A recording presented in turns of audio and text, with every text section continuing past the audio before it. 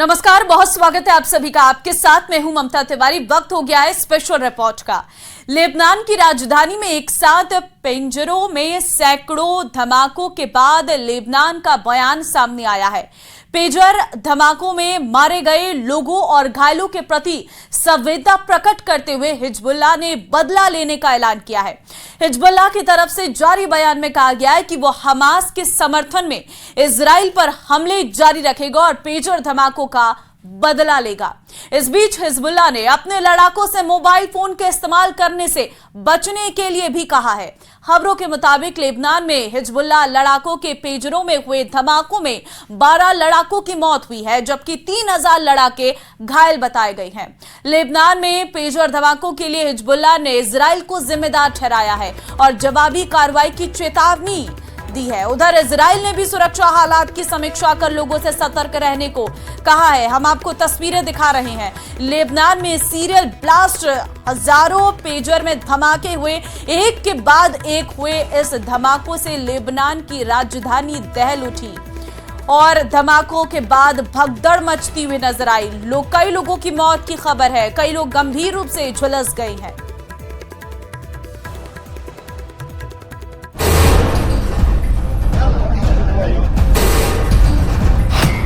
Pager धमाकों से दहला Lebanon. Hezbollah पर बरसे मौत वाले पेजर बम। बिना बारूद दहल गई लेबनान की राजधानी। धमाके की ये तस्वीरें लेबनान की राजधानी बेरूत की हैं, जहां खौफ में लोग इधर उधर भागते नजर आए। धमाका ऐसा हुआ कि हर जगह चीख पुकार मच गई। पल भर में अफरा तफरी मच गई। कुछ लोग अस्पताल की तरफ भागते दिखाई दिए तो कुछ लोग अपनी जान बचाने के लिए सेफ जगह की तलाश करते दिखे। लेबनान में सीरियल धमाकों का ये नया चैप्टर है, यानी ऐसा धमाका जिसमें बारूद कम विस्फोट ज्यादा हुआ।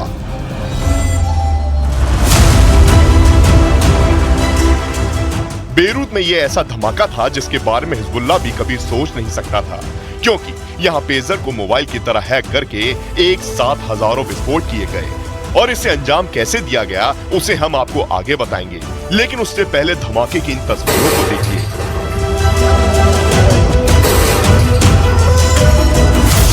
बेरूत के भीड़ भाड़ वाले बाजार में लोग सब्जियां खरीदने में मशगूल थे। किसी को ये इल्म नहीं था कि अगले पल क्या होने वाला है। तभी सब्जी खरीद रहे हिजबुल्लाह के लड़ाके की जेब में रखे पेजर में जोरदार धमाका हुआ, जिसके बाद वो लड़ाका वहीं गिर गया और बाजार में अफरा तफरी मच गई। अब धमाके की एक और तस्वीर देखिए। ये बेरूत के एक दफ्तर की है। बुरके में महिला काम कर रही थी। इसी दौरान हिजबुल्लाह का एक लड़ाका वहां आकर खड़ा हो गया। तभी उसके पेजर में जोरदार धमाका हुआ, जिसके बाद दफ्तर में हड़कंप मच गया। लोग इधर उधर भागने लगे। लेबनान के कई इलाकों में पेजर में सिलसिलेवार ब्लास्ट होने से अफरा तफरी मच गई। इस हादसे में कई लोगों की मौत हो गई, हजारों लोग घायल हो गए। इस हमले में लेबनान में मौजूद ईरान के राजदूत भी घायल हो गए। ये हमला इतना सुनियोजित था कि लेबनान में लगातार एक के बाद एक पेजर ब्लास्ट से हर जगह खौफ देखने को मिला।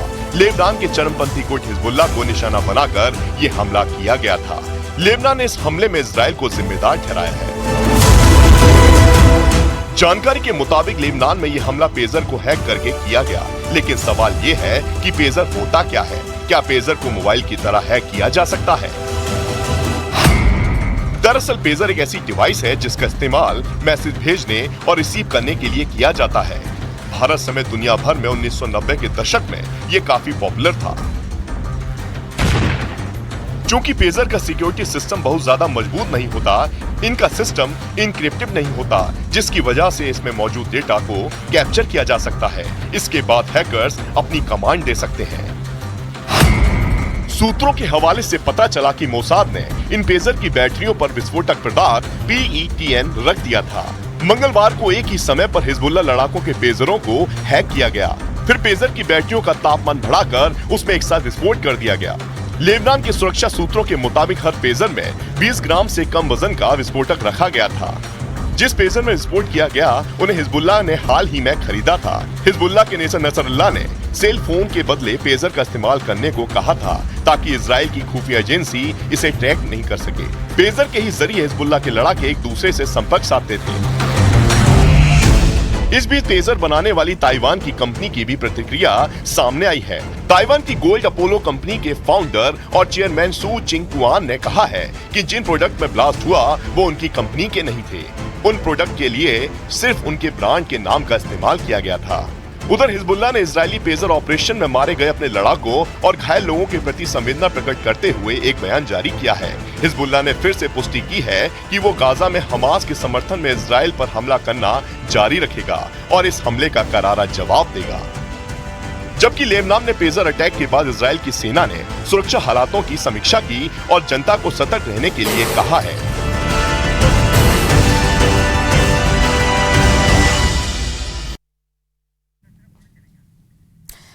डोटासरा इस वक्त क्या कुछ कह रहे हैं, हम सीधा आपको वहां लिए चलते हैं।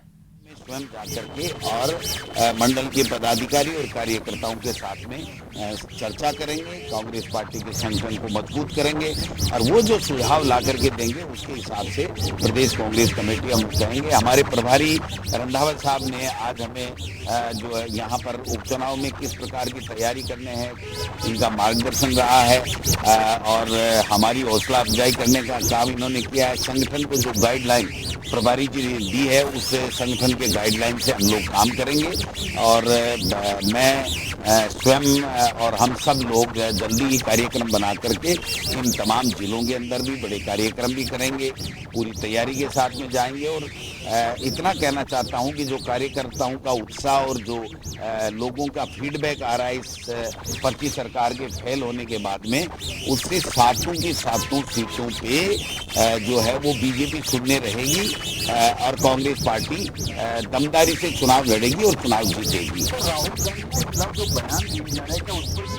100% विचार हुआ है। हमने अभी घंटे भर में हम ये तय कर लेंगे कि कल करना है या परसों करना है। एक बहुत बड़ा कार्यक्रम प्रदेश कांग्रेस कमेटी की तरफ से किया जाएगा और उसके बाद में प्रत्येक जिलों में कार्यक्रम होंगे और संगठन के नीचे स्तर तक जिस प्रकार की ओछी मानसिकता, आपराधिक बयान और जो घृणित राजनीति भारतीय जनता पार्टी ने अपने लोगों से कहलवा करके चालू की गई है उसका हम निंदा करते हैं, घोर विरोध करेंगे। और हमारे नेता खड़गे साहब ने, अध्यक्ष जी ने जो प्रधानमंत्री जी को चिट्ठी लिखी है, उम्मीद करते हैं कि वो इस चिट्ठी का संज्ञान लेंगे, लेकिन जैसी उनकी आदत है उसके मुताबिक वो किसी तरीके की चिट्ठी नहीं, उन्हीं प्रधानमंत्री जी और बीजेपी की और 100 के ऊपर ही इस तरीके के बयान आते हैं। वरना 2-3 दिन हो गए, अगर उनकी 100 नहीं होती, वो इससे इत्तेफाक नहीं रखते तो उनका खंडन अब तक आ गया होता। तो ऐसे में हम इस कार्यक्रम को या इस धरने प्रदर्शन को हम प्रदेश से शुरू करके अंतिम छोर तक, बूथ के लेवल तक, हम ब्लॉक के लेवल तक इसको ले जाएंगे और इनको बता देंगे कि किस प्रकार से कांग्रेस का कार्यकर्ता अपने नेताओं के खिलाफ इस तरह की अपमानजनक टिप्पणी सहन नहीं करे। हम सातों के सातों चुनाव कांग्रेस पार्टी लड़ रही थी, 100% लड़ेगी। पार्टी आलाकमान गठबंधन का फैसला करता है, इंडिया गठबंधन जो है वो फैसला करता है। वो जो फैसला करेगा उसको तो 100% पार्टी का संगठन मानेगा ही मानेगा, मानता भी रहा है, मानना भी है। बट हम लोग, हमारी तैयारी जो है वो सातों चुनाव में कांग्रेस पार्टी के लड़ने की। उनको कोई पर्ची पकड़ा देता है वो बोल देते हैं, उनको खुद को ही पता नहीं है कितनी दे दी उन्होंने। मैं मांग करता हूं भारतीय जनता पार्टी से और इस सरकार से कि आपने इस सरकार बनने के बाद में कितनी विज्ञप्ति निकाली और कितनी परीक्षाएं आयोजित कराई और कितने रिजल्ट निकाल करके कितने लोगों को नियुक्ति दी। जो ये बता रहे हैं ये सारी की सारी 99% वो नौकरियां हैं जो हमने प्रिपेयर करके देती थी, केवल उनको जगह अलॉट करनी थी, इसके अलावा कुछ भी नहीं करना था। अगर ऐसे ही मिल रहे हैं तो ये 4 लाख तो शायद 12 महीने में ही दे देंगे, फिर कम पड़ जाएंगी, इनकी घोषणा दोबारा करनी पड़ेगी इनको। तो इनकी कथनी और करनी में फर्क है, ये केवल थोती वाई करना चाहते हैं, लूटना चाहते हैं, इसके अलावा कुछ नहीं। बीजेपी के नेताओं का तो उपचुनाव को लेकर कांग्रेस का मंथन लगातार जारी है और इसी बीच मीडिया से रूबरू हुए डोटासरा और उनकी तरफ से बताया गया कि किस तरीके से आगे जीत की रणनीति पर कार्य कांग्रेस कर रही है। फिलहाल आगे बढ़ते हैं और एक रिपोर्ट आपको दिखाते हैं। जीते जी इंसान सुविधाओं के पीछे भागता है, लेकिन मरने के बाद सिर्फ जरूरत होती है 2 गज जमीन की। लेकिन राजसमंद जिले की आमेठ कुंभलगढ़ विधानसभा में ऐसे कई गांव हैं जहां लोगों का अंतिम सफर दूसरों के लिए मुश्किल भरा होता है। मोक्ष धाम तक पहुंचने वाले रास्तों की दुर्दशा हैरान करने वाली है। ये रिपोर्ट देखिए।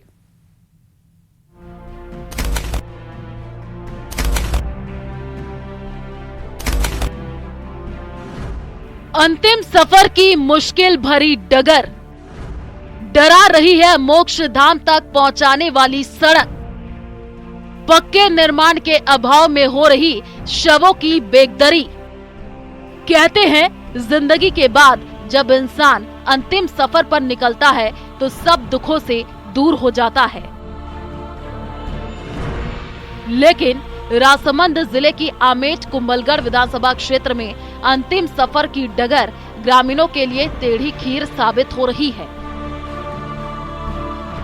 विधानसभा क्षेत्र के बिकावास, दवाड़ा, पिपलिया, उदावतों का खेड़ा, लिकी जैसे कई गांव हैं जहां शव को शमशान तक पहुंचाना काफी मुश्किल भरा है।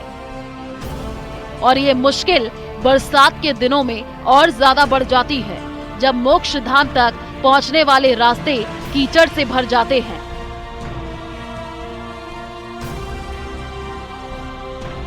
मेरा यही कहना है कि प्रशासन कुछ ध्यान नहीं दे रहे, कुछ सरपंच साहब भी ध्यान नहीं दे रहे। हमारा देहांत हो गया जिसमें हमको सुबह बहुत दिक्कत आई, बहुत बारिश हुई, जिसमें बहुत से लोगों ने दाह संस्कार करने में बहुत दिक्कत आई। उन लोगों को घंटों लग गए। उसके बावजूद मैं यही कहना चाहता हूँ कि सरकार को कि भाई हमारे गांव लिक्की गांव की शमशान की व्यवस्था कराएं। समस्या सिर्फ रास्तों की नहीं है, मोक्ष धाम पूरी तरह खुला है। ऐसे में बारिश के दिनों में अंतिम संस्कार के लिए काफी जद्दोजहद करनी पड़ती है। कई बार तो मौसम के खलल के कारण शवों की बेकदरी भी हो जाती है। ग्रामीणों का कहना है कि गांव से लेकर जिले की सरकार तक कई बार गुहार भी लगाई, लेकिन जिम्मेदारों के कानों पर जूं तक नहीं रेंगी। गांव में घटना हुई, उसके लिए शमशान जाने में भी हमारे को दिक्कत हुआ। रास्ते में कीचड़ है और आगे शमशान भूमि में भी सदर लगे हुए नहीं है। वहाँ पे भी जाने के बाद बारिश हो गई तो अंतिम संस्कार करने में भी दिक्कत आई। ग्राम पंचायत बिकावास के सरपंच और सचिव को कई बार सूचना दी गई, लेकिन कोई कार्रवाई नहीं की गई। मोक्ष धाम तक पहुँचने वाला रास्ता खराब होने से कई बार ग्रामीण गिरकर चोटिल हो जाते हैं, तो कई बार शव को भी बड़ी मुश्किल से आगे पहुंचाया जाता है। बारिश के समय में खुले में अंतिम संस्कार रोकने के लिए जरूरी है कि मोक्ष गांव में टीन शेड या पक्का निर्माण करवाया जाए, जिससे अंतिम सफर की मुश्किल डगर आसान हो जाए। राजसमंद से न्यूज़ 18 राजस्थान के लिए अलकेश सन्हाड़े की रिपोर्ट। तो वहीं मंत्री मदन दिलावर ने बड़ा बयान देते हुए कहा है कि इतिहास को कोई झुठला नहीं सकता। कांग्रेस हमेशा आतंकवादियों की पक्षधर रही है। जब बाटला हाउस में आतंकवादी मारे जा रहे थे तब सोनिया गांधी फूट फूट कर रो रही थी। तो इतिहास को लेकर एक बार फिर से बड़ा बयान मंत्री मदन दिलावर ने दिया है और कांग्रेस पर हमला करते हुए नजर आए हैं।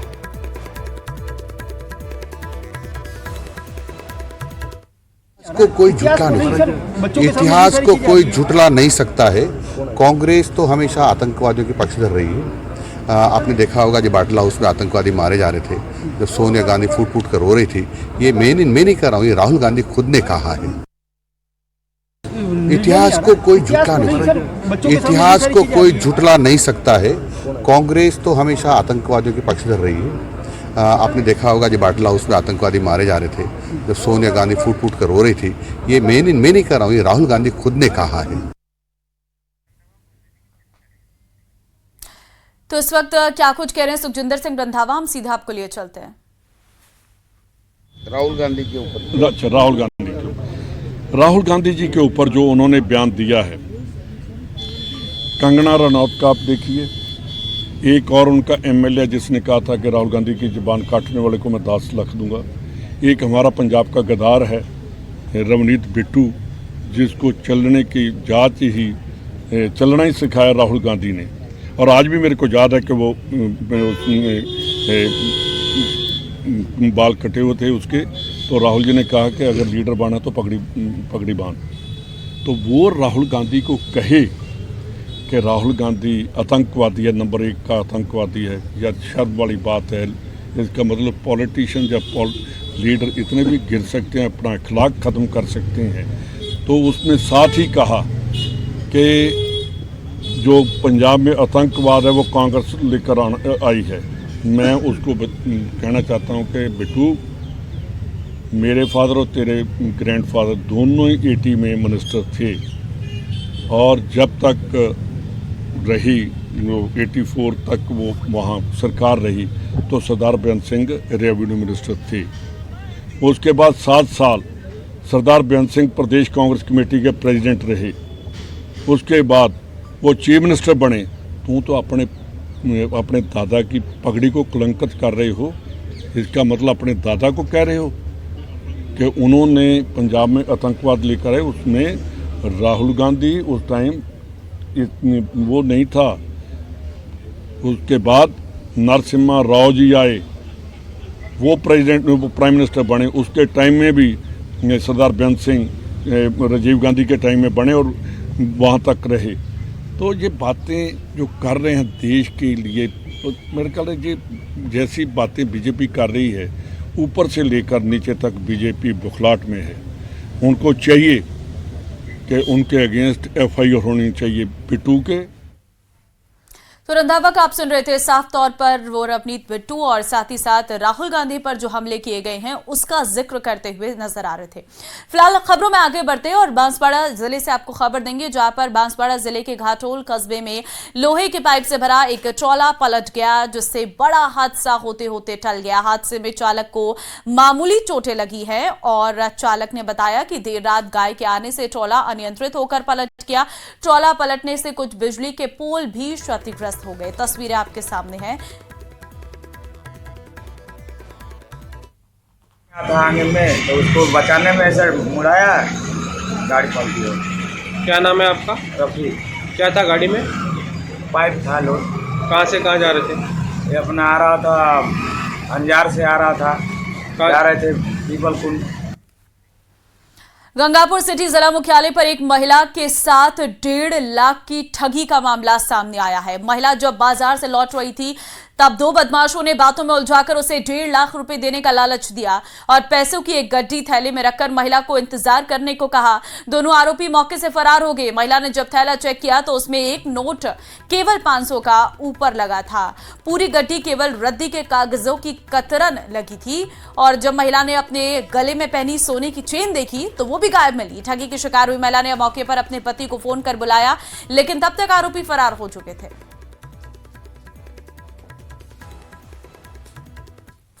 थी बाजार से आके प्राइवेट बस स्टैंड के पास इनको 2 आदमी मिले थे। 2 आदमी इनको बातों में लगाते हुए पीछे प्राइवेट बस स्टैंड के पीछे वाली गली में इनको ले गए। गली में ले जाके इनको पता नहीं है क्या हुआ क्या नहीं हुआ। इनको एक रुमाल जरूर दी थी सफ़ेद। ये रुमाल दिया था। सफ़ेद रुमाल देने के बाद इनको पीछे गुड्डू गद्दी की दुकान है ना, उधर होकर ले जाते हमने देखा। उसके बाद इनको उदय मोड़ में इन्होंने मेरे को कॉल किया था। उस टाइम ये ऐसी स्थिति में नहीं थी, पूर्ण रूप में होश में, गैर होश में थी। गैर होश का मतलब ये भी नहीं थी, वो खड़ी थी वहाँ पर, लेकिन ऐसा नहीं था, पूरी तरह से होशवास में नहीं थी। होशवास नहीं थी। क्या हुआ क्या नहीं हुआ इनको ये तक पता नहीं है। मैं उदय मोड़ कैसे आई कैसे नहीं आई। और इस वक्त बारिश और बाढ़ से जनजीवन अस्त व्यस्त है। उत्तराखंड में लगातार पहाड़ी से मलबा आ रहा है। वहीं यूपी के कई गांव ऐसे हैं जहां पर नदियों में बाढ़ के कारण जलमग्न हो गई हैं। प्रशासन बोट के सहारे लोगों तक पहुंचने में जुटी हुई है। यह रिपोर्ट देखिए।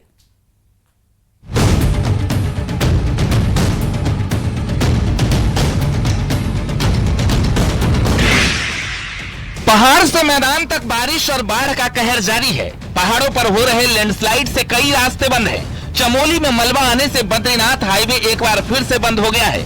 नंद प्रयाग और गौचर कर्ण प्रयाग के बीच चटवा पीपल के पास पहाड़ी से भारी मलबा आया। चटवा पीपल के पास बार बार पहाड़ी दरक रही है और हाईवे बंद हो रही है, जिसकी वजह से यात्रियों को भारी दिक्कतों का सामना करना पड़ रहा है। वहीं प्रशासन ने सड़क में फंसे यात्रियों के लिए होटल में ठहरने की व्यवस्था की है। सड़क खुलने तक यात्रियों को होटल में ठहराया जाएगा। देख ही रहे हैं यहाँ की स्थिति बहुत ही लूज स्वाइल है और वो रेगुलर आ रहा है, खोल रहे हैं, ट्रैफिक पार करा रहे हैं, फिर खोल रहे हैं, फिर हो जा रहा है, तो ये रेगुलर काम चल रहा है। ये प्रशासन द्वारा जितनी भी इधर और उधर दोनों तरफ, यानी इस पॉइंट से गौचर की तरफ और कर्णप्रयाग की तरफ जो गाड़ियाँ खड़ी हैं उनमें लोगों को पानी या थोड़ा बहुत स्वल्पाहार ताकि समस्या ना हो सके लोगों को, इसकी व्यवस्था की जा रही है और हम लोग यहीं पे डटे हुए हैं। सोनभद्र में पिछले कई घंटों से हो रही लगातार बारिश से जनजीवन अस्त व्यस्त है। धंधरौल बांध के सभी 22 गेट खोल दिए गए हैं। नगवा बांध के सभी 9 गेट भी खुल गए हैं, जिसके बाद नदियों का पानी रिहायशी इलाकों में घुस चुका है। जिले में कुल 264 mm बारिश दर्ज की गई है। सबसे ज्यादा बारिश दुधी और रॉबर्ट्सगंज में हुई है, जिसके कारण वाराणसी शक्तिनगर राजमार्ग पर उमरौरा के पास सड़क पर पानी भर गया। माची थाना जाने वाले रोड का संपर्क टूट चुका है। जालौन में यमुना और पहुंच नदी के पानी से कई गांव अभी भी जलमग्न हैं। यमुना और पहुंच नदी का जलस्तर भले ही नीचे गिर रहा हो, बावजूद इसके चारों तरफ पानी से घिरे ग्रामीणों के लिए अपने घर से निकलना जोखिम भरा बना हुआ है। प्रशासन स्टीमर के जरिए लोगों को मदद पहुंचाने में जुटा हुआ है।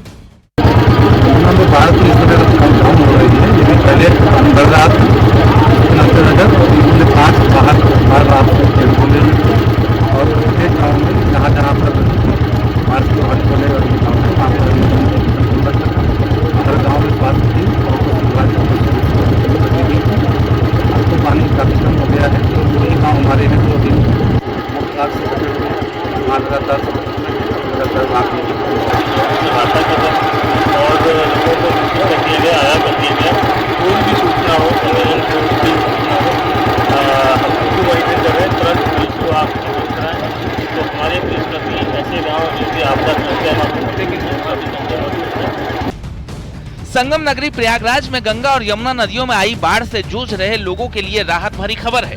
गंगा और यमुना नदियों का जलस्तर घटना शुरू हो गया है। हालांकि अभी भी दोनों नदियां उफन रही हैं। कई बस्तियों में बाढ़ का पानी भरा हुआ है। दारागंज से संगम की ओर जाने वाली सड़क पूरी तरह से जलमग्न है।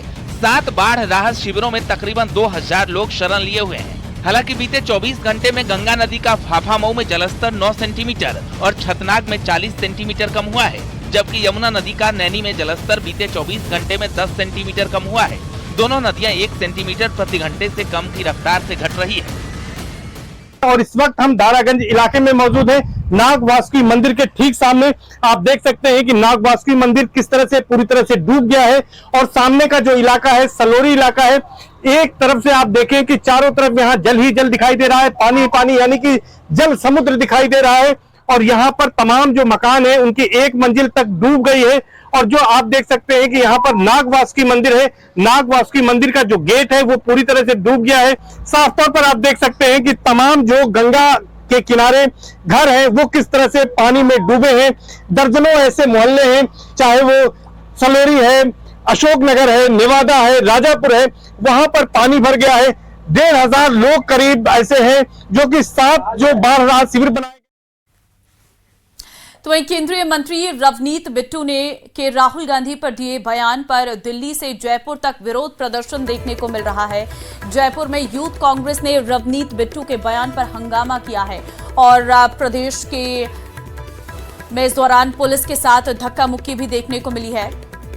प्रदर्शन हम आपको तस्वीरें भी दिखा रहे हैं, जहां पर आप देख सकते हैं किस तरीके से पुलिस के साथ धक्का मुक्की करते हुए ये यूथ कांग्रेस के कार्यकर्ता नजर आ रहे हैं। दरअसल दिल्ली से लेकर जयपुर तक ये विरोध की आग देखने को मिल रही है। राहुल के खिलाफ जो बयानबाजी की गई है उसको लेकर यूथ कांग्रेस का ये प्रदर्शन देखने को मिल रहा है। हम दोनों तस्वीर आपको दिखा रहे हैं। एक तस्वीर जयपुर की है जहां पर इन प्रदर्शनकारियों को रोकने की कोशिश पुलिस करती हुई नजर आ रही थी और इस दौरान पुलिस के साथ इनकी धक्का मुक्की भी रही।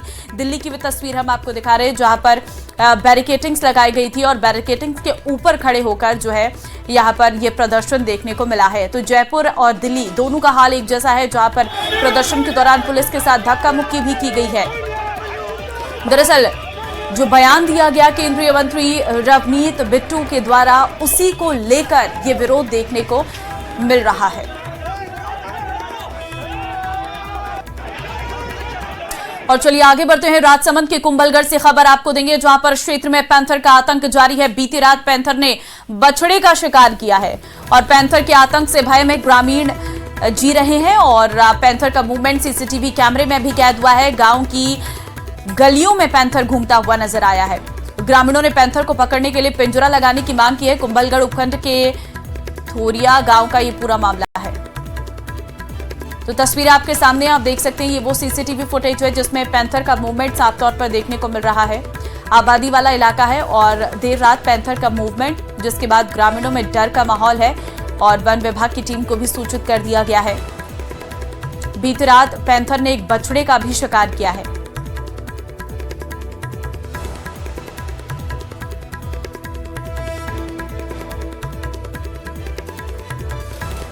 तो फिलहाल ये तस्वीरें आपके सामने हैं जो कुंभलगढ़ से हैं, जहां पर बीती रात पैंथर ने एक बछड़े का शिकार किया और पूरे क्षेत्र में घूमता हुआ नजर आ रहा है। गांव की गलियां हैं जहां पर आपको ये तस्वीरें नजर आ रही होंगी।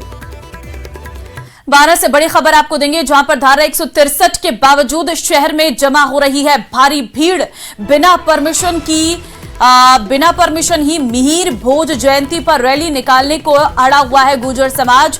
पूर्व विधायक प्रहलाद गोंजल समेत बड़ी संख्या में लोग मौके पर पहुंचे हैं। प्रीत गाजन 12 शहर हुआ पुलिस छावनी में तब्दील और जगह जगह बैरिकेडिंग जो है वो की गई है। तो फिलहाल हम आपको तस्वीरें दिखा रहे हैं जहां पर आप देख सकते हैं धारा 163 के बावजूद भी शहर में लोगों की भारी भीड़ देखने को मिल रही है। जो 12 शहर है वो पुलिस छावनी में तब्दील हो गया है। पुलिस ने पूरी सुरक्षा वहां पर की हुई है। बिना परमिशन रैली निकालने पर गुर्जर समाज अड़ा हुआ है। हम तस्वीरें भी इस वक्त आपको दिखा रहे हैं जहां पर आप देख सकते हैं रैली के रूप में ये हुजूम आपको नजर आ रहा होगा। बाइक में सवार होकर ये लोग रवाना हो रहे हैं और कोई परमिशन इनके द्वारा नहीं ली गई है। और चलिए फिलहाल इस बुलेटिन में बस इतना ही। आगे आप देखिए खबर दोपहर। नमस्कार।